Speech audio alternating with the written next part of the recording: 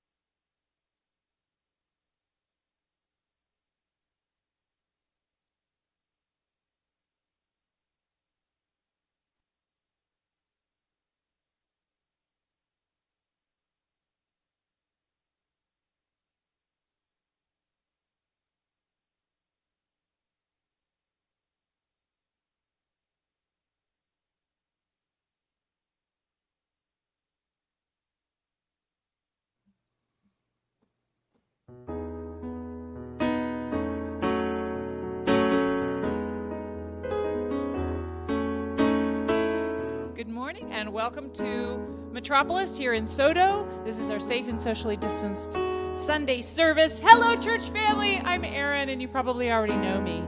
And you might recognize the sound of Darius Wilrich on piano. Yay!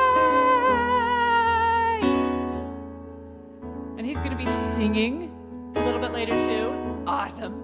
But for right now, help me sing this really old song. It is a really old song, and I still really love it.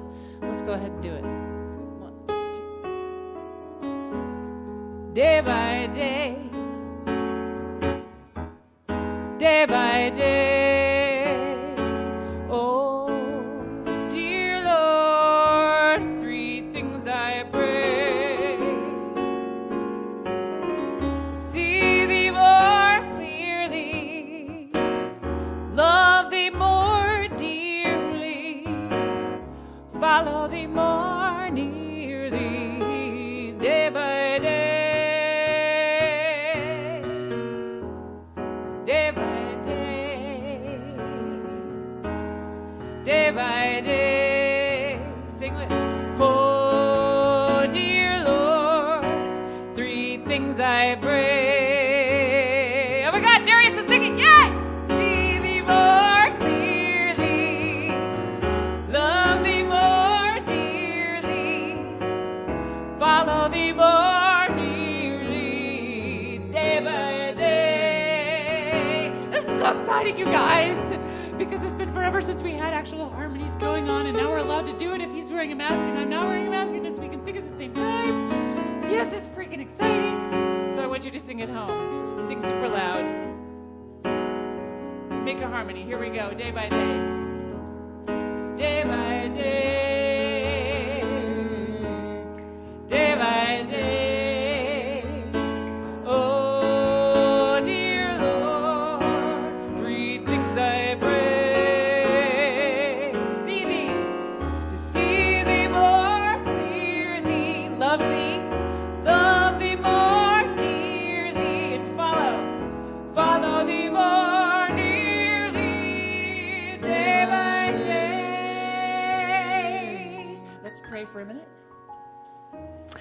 So let us call forth the activity of spirit with our opening statement. Please join me in affirming it together. There is but one presence and one power in my life and in the universe, God the good, omnipotence. Let's sing it a couple more times. Look, we're singing together. 1, 2, 3, 4. Day by day, day by day. Oh, dear Lord, 3 things I pray. See thee more clearly, love thee more dearly, follow thee more nearly, day by day. One more time. Day by day, day by day, day by day. Oh, dear Lord, 3 things I pray. See thee more clearly, love thee more dearly. Back to see thee more clearly, love thee more dearly. Back to see one more time. See thee more clearly, love thee more dearly. And now follow thee more nearly, day by day.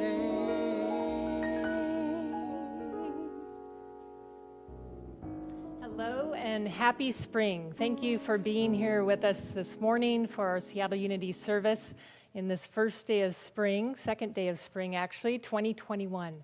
And so let us begin by affirming together our vision statement. We are an accessible and inclusive spiritual sanctuary for all ages and stages of life. We offer spiritual practices and a community that honors diversity and encourages self-empowerment. We co-create a world that works for all, and so it is. So I want to remind you, if you have a prayer request, go ahead and type that into the chat, and we will collect those up and pray for all those who have had prayer requested for them at the end of the service. And I also want to do a couple calls out. Now that it's spring, we're going to have a few spring and summer walks. James Tierney is helping plan and organize that. We'll have different community leaders. Summer picnic is going to happen. More info on all of that is in the April newsletter. So coming out in a couple of weeks, so keep your eye out for that. And I hope everyone will be able to join in on at least some of those activities. And now, a few other announcements. The God in me beholds the God in you. Namaste. All is beautiful. All is well. All is beautiful. All is well. The God in me beholds the God in you. Namaste. The God in me beholds the God in you. Namaste. All is beautiful. All is well. All is beautiful. All is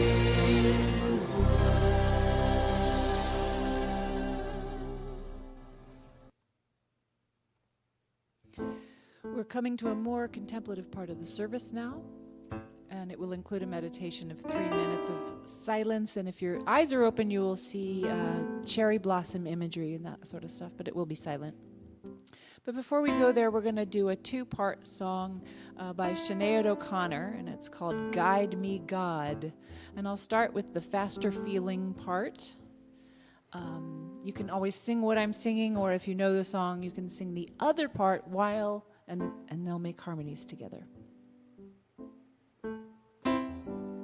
Guide me, God, and I will find you. Guide me, God, and I will find you. Guide me, God, and I will find you. Guide me, God. Let's do that. Guide me, God, and I will find you. Guide me, God, and I will find you. Guide me, God, and I will find you. Guide me, God. Let's do it again. Guide me, God, and I will find you. Guide me, God, and I will find you. Guide me, God, and I will find you. Guide me, God, guide me, God. Guide me, God, and I will find you. Guide me, God, and I will find you. Guide me, God, and I will find you.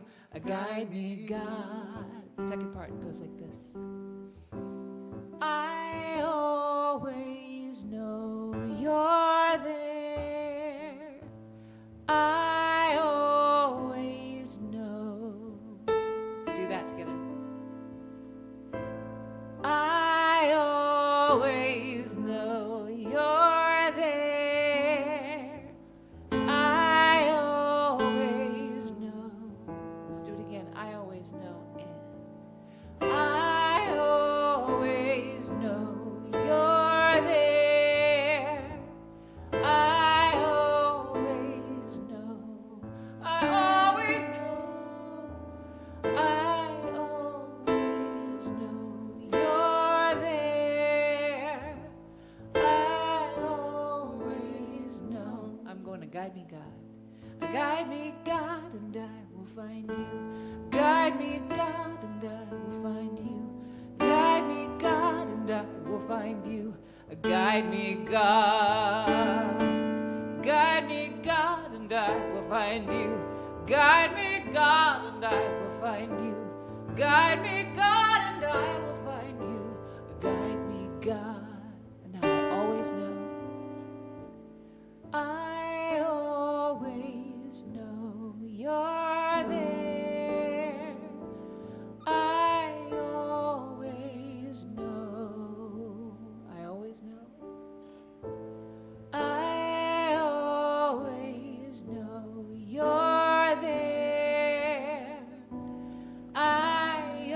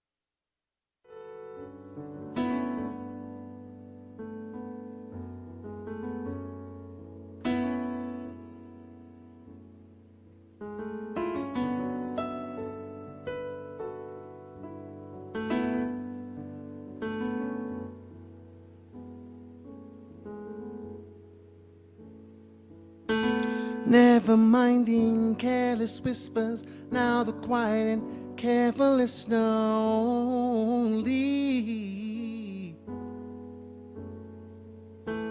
clears a pathway for the runway. It's apparent what I've been ignoring. Once again strong, it's taken so long, I'm growing.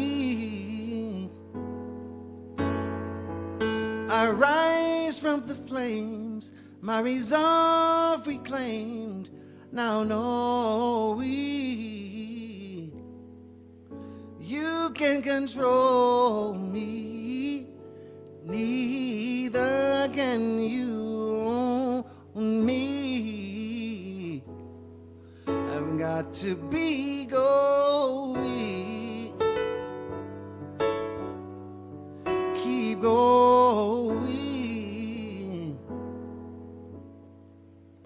You and I, we run the gambit, bittersweet, dreamy, tragic, don't we? Disappointment had me thinking life was over, lights were blinking slowly, listening to wrong thoughts, taking too long, ignoring the open door, just can't wait anymore. I'm running. You can't control me, neither can you own me. I've got to be going, oh, keep going. Fear cannot stop me anymore. The transformation is complete. Bright voices told me to turn around. I'm turning around to leave.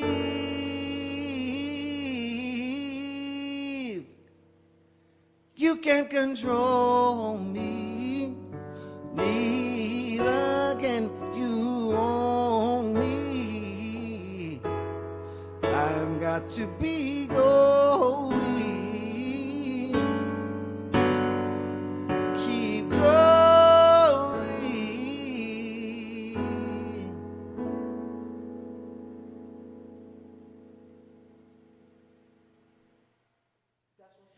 Happy spring, and thank you for being here.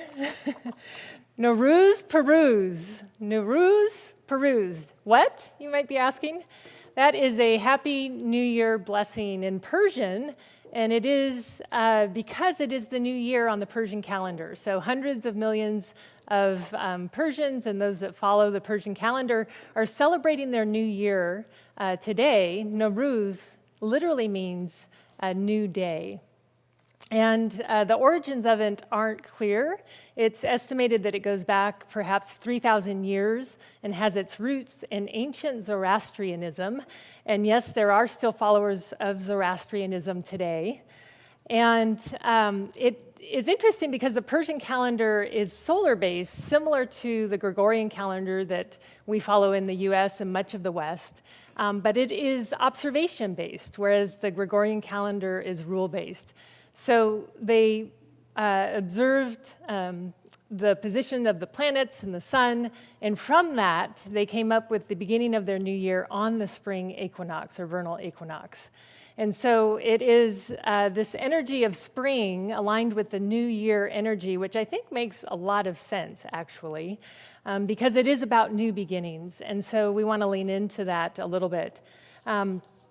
Now, in Iran, it is celebrated as a national holiday. The UN observes it as International Nowruz Day. And it is celebrated in a number of different ways. So the few weeks leading up to it, families and everyone participating in it does deep cleaning, and they release clutter, and they let go of everything that no longer serves them. It is the original and meaning of spring cleaning. And so that is a part of the ritual that they follow leading up to Nowruz, clearing out the old to make room for the new. And it includes physical cleaning of the spaces, maybe letting go of old clothes or old things that you no longer need that are cluttering up your space and your home. 13 days after the new day, Nowruz, they celebrate it by gathering with families and friends, of course, around amazing food. They follow different kind of practices of ritual and celebration, and they place an altar in their home called a half scene, and that's haft, H-A-F-T, Persian word, and scene, it's S-I-M, but pronounced scene, and that's the scene is the 15th letter of the alphabet in Persian, and haft is the number 7. And so there's 7 traditional items that they place on this altar, representing beauty and strength and love, patience, renewal, and the sunrise of a new day. Now, over time, people have also come to add other items, such as a Muslim family might have the Quran on their half scene. We can also perhaps see a book of poetry by the beloved poet Hafiz. So they bring in different elements on this altar or on the half scene. And so as we lean into these energies of new beginnings and the spring energy of renewal, we also step into and begin a new theme in our kind of cycle of the alchemy of the soul. We're also entering into a 4-week cycle of the alchemy of leadership. And so we're coming into this new kind of theme for the next 4 weeks or so that we're going to explore together, and that is the alchemy of leadership. And so when I say the word leader, I'm just wondering what comes to mind. And so I think most people perhaps think of people that fill roles, kind of they're leaders of organizations, they're leaders of groups, political leaders. So they fill a role that has kind of leadership attributes associated with it. And that's all great, but what I would like to explore with you this morning is an inner leadership. It's the alchemy within, it's the alchemy of inner leadership, which exists and is the truth about every single one of you. So each of us has an inner leader within, and that's what I want to talk about and highlight during the talk today and this morning.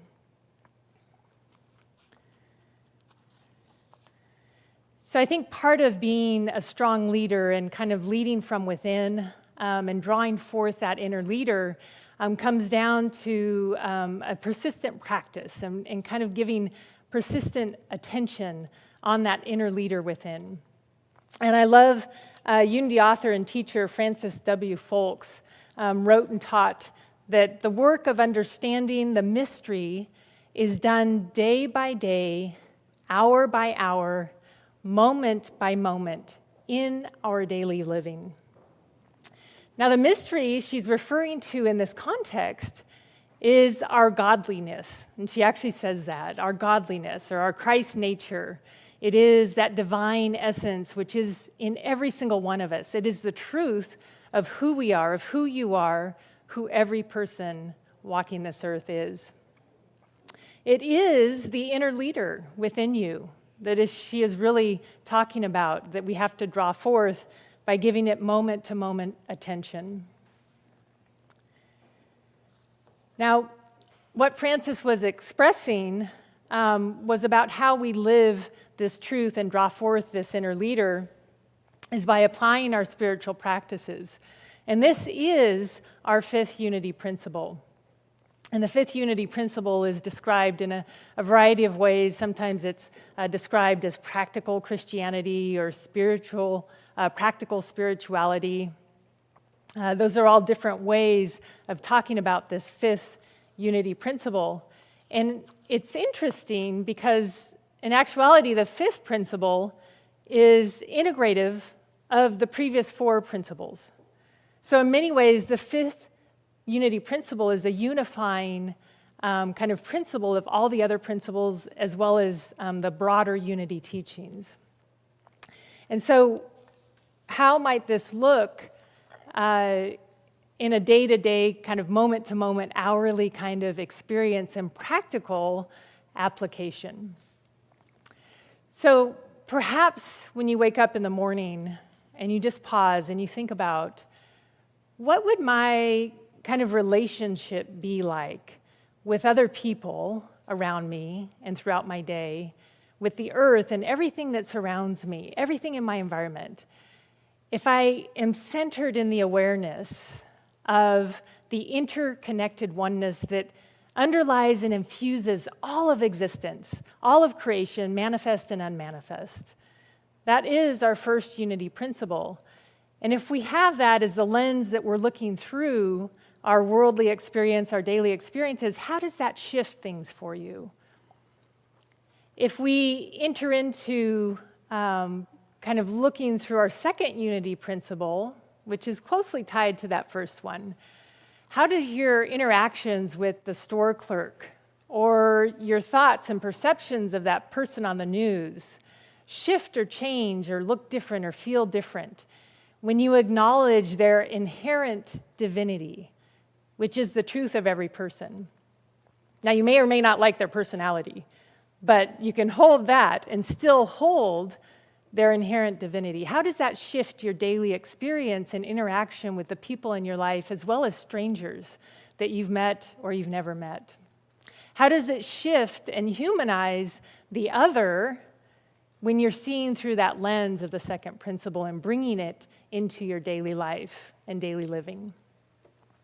How are you weaving affirmative prayer, meditation, time in the silence, and paying attention to your thoughts in a conscious way throughout your day, not just something that's visited occasionally? So these are all questions to be asking when we look at this fifth unity principle in the ways that we kind of build up and call forth that inner leader within us. I, a while back, started a practice of praying before mealtime again. So it was something we grew up with in our household. And I do pretty much traditionally have 3 meals a day, couple snacks sometimes. So that means that at least 3, sometimes more times a day, I am pausing in prayer, just a few moments to recenter. And what I have found is that it is deeply nourishing just even to take that pause. And yes, I'm blessing the food that is before me, giving thanks for that. I'm affirming my health and well-being. But I'm also blessing all of the life energy that came to me through it. I'm also blessing and thinking about the dozens, if not hundreds of people that helped bring that food to me. And that also gets back to that interconnection piece. So even that moment to pause, to recenter, to give thanks, and to feel my interconnection with all life and the wholeness and the people that brought it to me, that is just one way that I found of kind of weaving my practices into my daily life.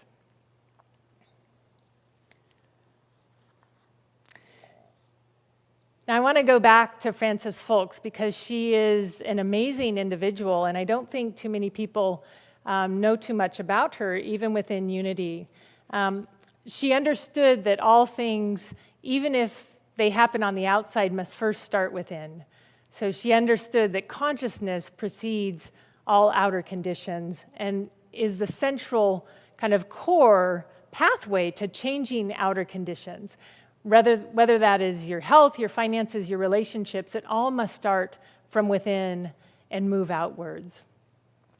And it's interesting that Frances W. Folks is one of the most foundational women kind of authors and teachers within our Unity movement. And if anyone has actually heard of her, they may have heard of her book, Effectual Prayer. But even that, probably not everybody has heard of. She lived during the 1920s and 1930s, and in addition to writing effectual prayers, she wrote frequently for Unity publications, the Unity Magazine, Modern Thought, the children's publication, We Wisdom. So she was very big about building up our young people with these spiritual teachings. She was friends with Myrtle Fillmore. And she was the editor of Myrtle's book, Healing Letters, which is actually a collection of healing letters that Myrtle Fillmore wrote in response to prayer requests. And Frances Folks collected up 800 of Myrtle's letters, and those eventually got pared down to 400 that were included in the book that we now have as Myrtle Fillmore's Healing Letters. And interestingly, Frances Folks also, similar to Myrtle, overcame a physical illness. So she was experiencing very problematic health. She had a number of physical health challenges. And she got turned on to New Thought and Unity. And she started working these practices. And when I say working it, she was working it. So she was actually living this fifth principle. She was truly the embodiment of this. And it comes through so clearly in her writings and in the teaching that we know of that she did. So she would integrate prayer and meditation and the silence into her daily life. And that is what she writes so clearly about in Effectual Prayer and other of her writings. But she healed herself from that illness. And so for her, it wasn't just philosophy or words. It was taking these truths, these ideas, these spiritual teachings, and putting them into practice in a way that was consistent and in a way that brought real change for her in her life. And she was so on fire with that. She entered Unity's ministerial program.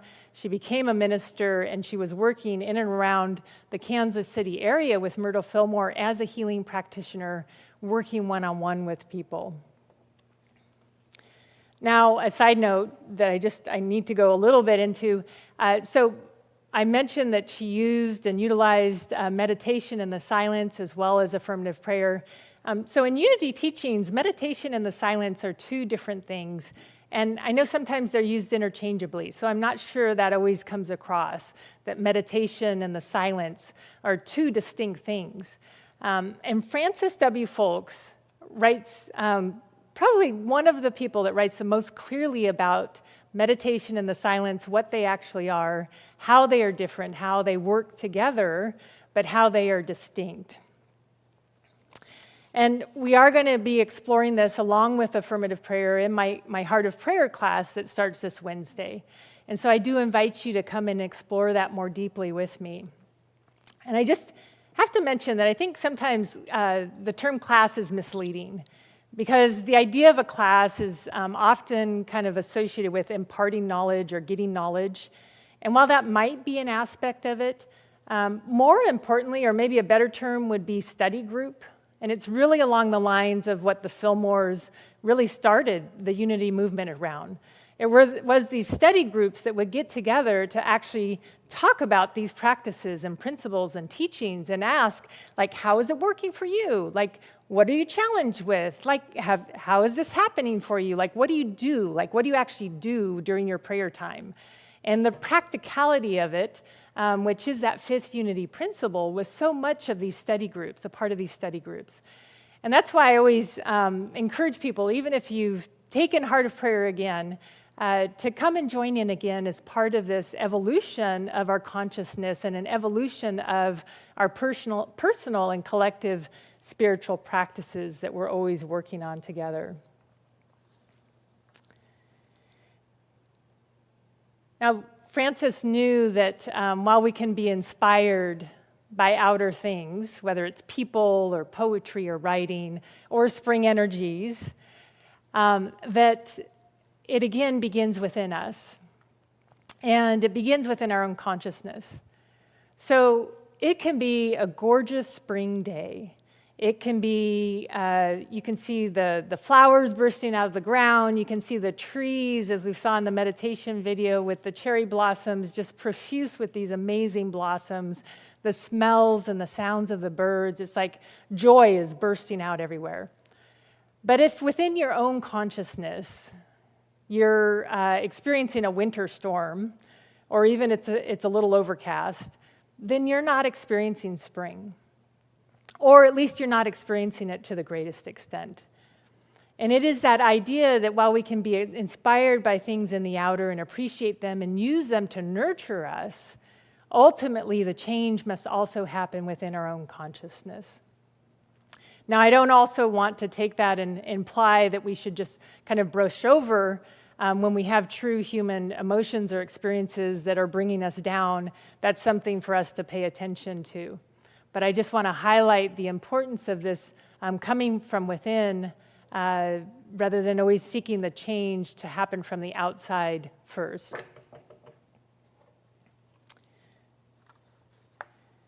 So this idea is a metaphysical truth. It is a spiritual truth. It is within many spiritual traditions as well as outside of any spiritual tradition. And I love how Thomas Merton says it when he says, if we attempt to act and to do things for others and for the world without deepening our own self-understanding, our own freedom, integrity, and capacity to love, we will not have anything to give to others. Similarly, Parker J. Palmer said it this way. He said, we can make choices about what we are going to project, and with those choices, we help grow the world that is. Consciousness precedes being. Consciousness, yours and mine, can form, deform, and reform our world. Our complicity in world making is a source of awesome responsibility, and sometimes also painful responsibility. It is also a source for profound hope, and he goes on to say, it is the ground of our common call to leadership, and the truth that makes leaders of us all. So it is our willingness to do the deeper inner work to shift our consciousness so that then we can be a powerful presence out in the world and in the lives of others. I loved what Unity author and minister Paul Hasselback would often, I'd hear him saying in a class or walking around, he'd say, it's a beautiful day in my consciousness. How's yours? So it's so appropriate, right? Because it gets back to that idea that someone else can be having an amazing day. Their consciousness is leading them into the light and glory of spring. But you or I may not have the same experience if our consciousness is in a totally different neighborhood. So just something to keep in mind, particularly perhaps with your loved ones that you're living with, and during these times. So our inner and outer work, there's always this dance that's going on. And I want to talk about this for a moment because the fifth unity principle is interesting in the fact that more recently it's being kind of associated with social justice. And there is an element of that where it might apply. So, but it always, did you get the always, includes the inner work. So we cannot do anything out in the world from a place of kind of depletion. And that's as much spiritual depletion as it is emotional, mental, whatever other kind of physical depletion. And so the fifth unity principle does include that inner work. It might include an action, or should include some kind of action that incorporates some of these other four unity principles. And then it may or may not, depending on where you're at, depending on the moment, depending at whatever time in your life, whatever else is going on, it may or may not include taking some inspired, authentic action. And that can be something as simple as from your home, blessing others, praying for others, going out and being of service to others in some way. It could include some kind of social justice and working for the environment or racial rights. So it could include one of those things as part of this larger umbrella of the fifth unity principle.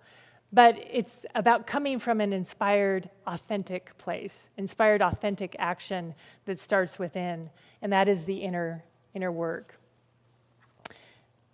So Parker Palmer went on to say, highly valuing the inner work is important and should be commonplace in all of our schools and institutions, religious institutions, families. It should be always central to whatever else we're doing. it's at least as important, if not more important, than the outer work. He says we could spread the word that inner work, though it is deeply a personal matter, it is not necessarily a private matter. Inner work can be helped along in community. Indeed, doing inner work together is a vital counterpoint to doing it alone. He goes on to say, left to our own devices, we may delude ourselves in ways that others can help us correct. And so it is that idea to have that external member, that external part of our community, whatever that community looks like. And we're blessed as part of this community to have one another, to lean on and to grow together. And so as we're nearing the end here, I just want to take us into kind of a centering prayer and just ask you to take a breath,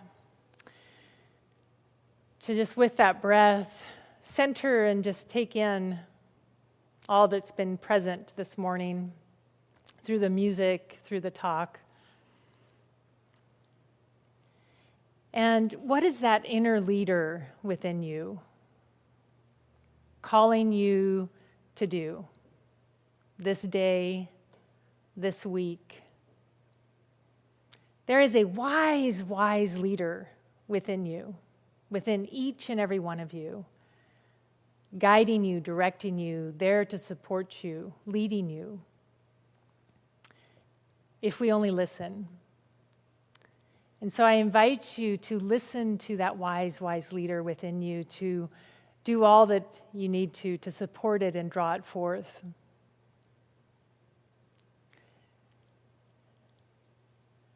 And I invite you to go forth into spring, to be lifted up by the aliveness, the exuberance that it exists, and call forth that inner leader in a powerful way. Bless you, and so it is.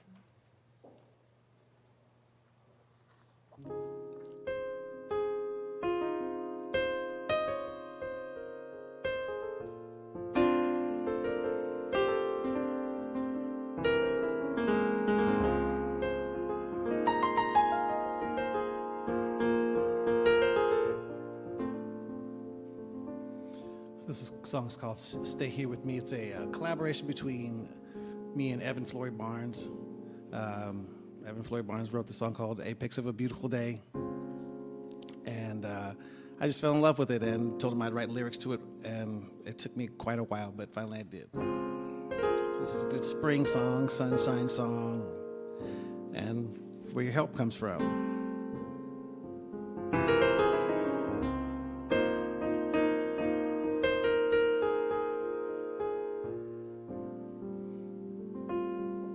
Stay here with me.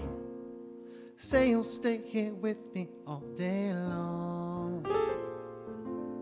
You seem to know what I need. Say you'll stay here with me all day long. There's something about the way you're smiling makes me wanna try again with you. You never let me sing the wrong notes. I can't help my loving you so. Stay here with me. Say you'll stay here with me all day long. You seem to know what I need. Say you'll stay here with me all day long. And honey, I can't stop my thinking about the ways you make me sing aloud. Ooh.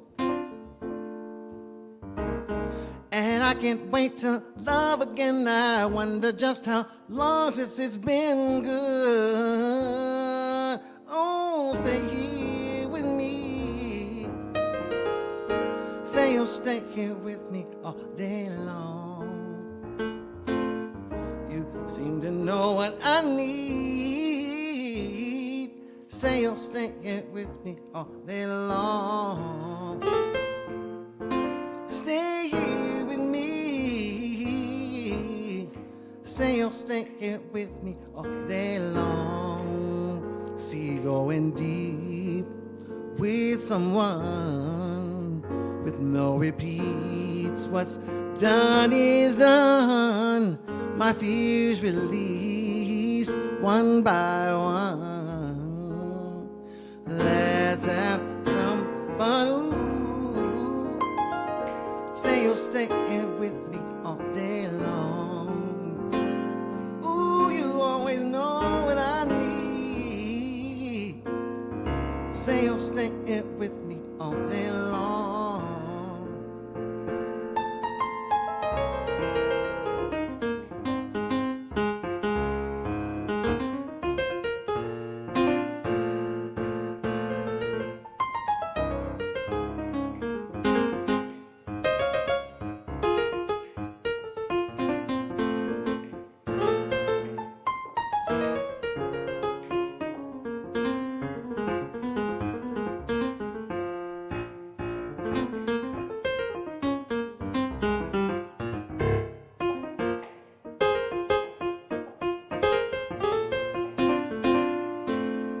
Stay here with me.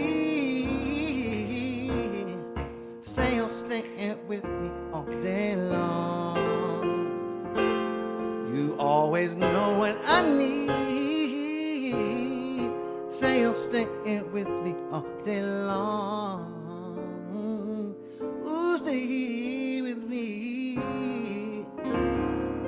Say you'll stay here with me all day long.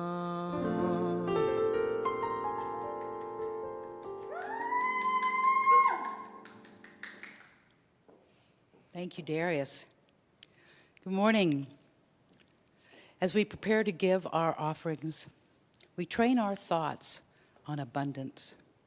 As the divine idea of prosperity fills our consciousness, so too does it manifest in every area of our lives. And we are so grateful for our prosperity. As we hold our offerings close, please join me in our offering prayer. I give willingly, joyfully and lovingly, knowing that God is the constant source of my supply. I give with graciousness and receive with gratitude. Thank you.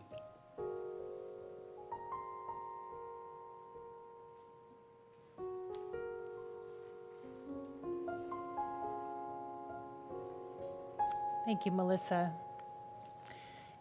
And before we share a prayer for protection together, let us first hold in prayer all those who have had prayer requested for them, the prayer names that we have. And so I invite you to just center in whatever that looks like for you. Just taking a breath. And we call forth healing and wholeness, prosperity, divine order, all that is needed for each individual right now in this moment. And there is power in our collective intention. And so direct that towards these following individuals. And so we see this and know this truth for Marcia, Bert, Margaret, Craig, Diane, Mike, Sam, Jenny, Miguel, the people of Atlanta, Mike and Bill, Alan, Rick, Brooke, Gus, Patricia, Kayla, Sarah, Stephen, Shirley, and Bee. We hold divine order for Cheryl, Barb, Phil, and Teresa, Christy, Deanne, Judy, Blair, Dick, Kia, Maya, Dawn, for Mom and Pat, Chloe, Connor, Tony, and Jenny. We hold in prayer Faith, Wanda, Adrian, Sharon, Donna, Kathy, Barbara, Lynn, Niece, Phil, Cindy, Melissa, and Sabrina, holding them all in love and light for the very highest and best in this moment, going forth in their light in all ways. And so I now invite you to join me as we together affirm our prayer for protection. The light of God surrounds us. I am light. The love of God enfolds us. I am love. The power of God protects us. I am power. The presence of God watches over us. I am presence. Wherever we are, God is, and all is well. Let's finish with a closing song together. Let's sing Shanti. And thank you to everyone who is watching today, and thank you to this wonderful crew.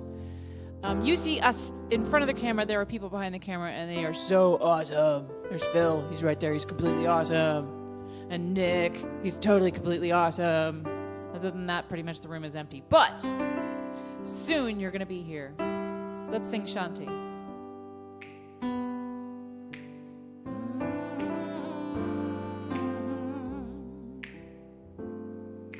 Shanti, Shanti, let it begin with me. Shanti, Shanti, let it begin with me. Yeah. Shanti, Shanti, oh, let it begin with me. Oh, Shanti, Shanti, let it begin with me. Oh, Shanti, Shanti, let it begin with me. Oh, Shanti, Shanti, let